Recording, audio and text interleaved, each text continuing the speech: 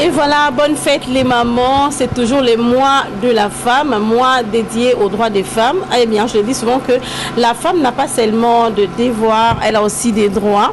Elle a des droits, elle a droit à la dignité, droit au respect, droit à la vie, surtout ça. Alors, bonne fête à vous les mamans, nous continuons notre lutte de la femme pour l'émancipation, pour ne pas dire égalité. Aujourd'hui, nous allons donner la parole à une grande dame, elle est une femme tellement spirituelle, une femme qui écoute les seigneurs, elle est prophétesse. Aïe, aïe, aïe, aïe. Il y a des gens qui vont recevoir leur prophétie aujourd'hui. Il s'agit de la prophétesse Mimi Mambimbi, à qui je dis bonjour et bienvenue. Bonjour Madame Nacha. Mosakoli. Ouais, très chère Madame la journaliste qui nous fait du bien. Ok. En fait, le ministère prophétique, c'est un ministère qui est trop jugé par le chrétien, soi-disant que ce sont des gens qui sont toujours en quête d'argent, des gens qui séparent les foyers, les gens qui voient des sorciers partout. C'est vrai? C'est pas vrai. Ok. C'est pas vrai parce que les gens doivent comprendre que nous avons deux alliances. L'ancienne, appelée l'Ancien Testament, et la Nouvelle Alliance, qui est le Nouveau Testament, donc qui commence avec Christ.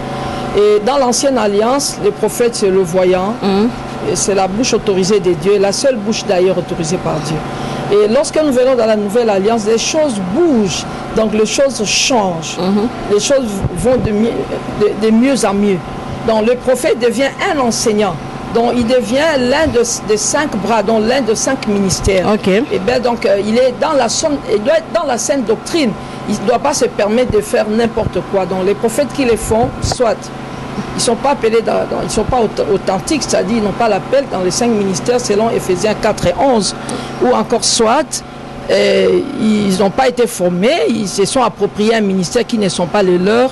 Donc, voilà. D'accord. Il faut avoir un appel, c'est-à-dire avoir une vision. Madame, Messieurs, Madame la prophétesse Mimi Mambimbi, elle est visionnaire. C'est vous la visionnaire de l'église Vie Réveillée. On va revenir. Puisque c'est les mois de la femme, j'essaie de vous rappeler un peu le thème de l'année. Sur le plan national, on parle des droits garantis. Autonomisation durable pour toutes les femmes et les filles en RDC. Donc, je le répète, droit garanti, autonomisation durable pour toutes les femmes et les filles en RDC. Et sur le plan international, on parle pour toutes les femmes et les filles, droit, égalité et autonomisation. Alors, Madame la prophétesse Mimi Mambimbi, c'est le mois de la femme. Vous êtes aussi une femme, hormis votre ministère. Parce que quand on voit le ministère, on parle de la femme en F majuscule, bien femme au masculin. Alors, comment célébrez-vous ces mois de la femme? D'abord, il n'y a pas un ministère de la femme. Le ministère est asexué.